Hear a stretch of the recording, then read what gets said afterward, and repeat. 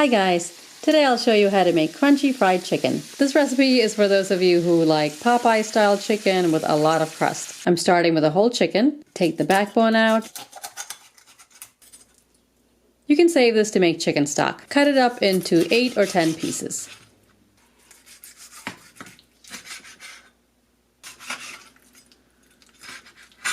This breast is big, so I'll cut each into 2 pieces. Leave the breast in one piece if it's small. Get a large bowl or container with a lid. We're going to brine the chicken so it's juicy. All we need is cold water and table salt.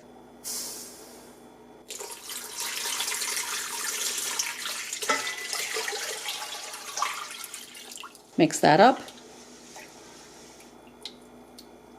Here is the cut up chicken that I've washed. Put the chicken pieces in the brine. Cover and leave aside for 1 hour in the fridge or on your counter if your house is cool. Don't go longer than 1 hour or the meat will be too salty. 45 minutes later, get the dry ingredients and wet batter ready. To a wide container, add all-purpose flour, salt, garlic powder, ground pepper. I used white pepper, but you can definitely use black pepper, dried oregano, and paprika.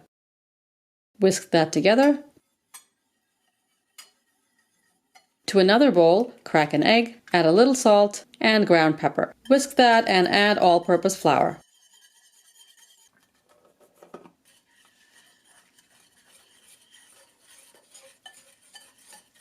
A little water. Make a smooth batter, adding more water as necessary. When you fry the second or third batch of chicken, add a little more water if this batter gets too thick. To fry the chicken, I'm using my favorite cast iron pan. If you have a deep fryer, this is the time to use it. Heat up oil to deep fry the chicken. While the oil's heating, coat the chicken. Take each piece out of the brine, let the excess water drip off, and put it in the seasoned flour. Coat it well and put it in the wet batter. Put it back in the seasoned flour. It's messy to use your hands, but hands are best to get a good coating on each piece. Really pat on the flour. Set the pieces aside on a plate for a few minutes to make sure the coating stays on. My pan will fit 4 to 5 pieces, so that's how many I coat while the oil heats up. I'll coat the rest of the pieces while the first batch of chicken is frying. Test the oil by putting a drop of the wet batter or use a thermometer. I heat the oil to about 350 degrees Fahrenheit or 180 degrees Celsius. If your oil is too hot, the chicken will brown too quickly on the outside and not be cooked enough on the inside. The oil temperature will drop once you put the chicken pieces in, but that's fine. Cooking around 325 degrees Fahrenheit will give you a golden color on the outside and properly cook the chicken inside. Gently drop each piece in away from you. Halfway through cooking, turn each piece over. Wings will take about 10 minutes. Legs 14 minutes.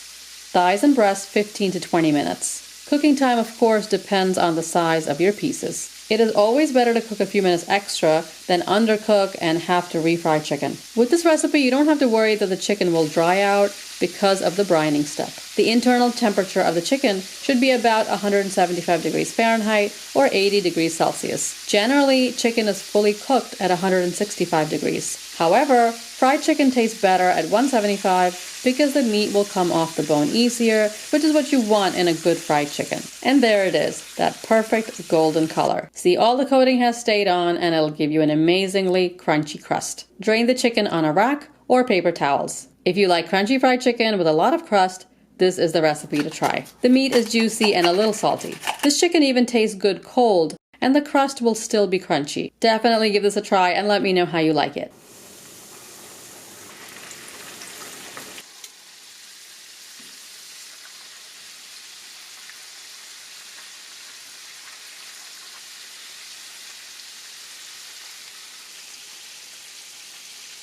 If you want to get notifications of when I upload a new video, click on the bell icon and select all. And don't forget to turn on your notifications. Subscribe and I'll see you next time. Thanks for watching.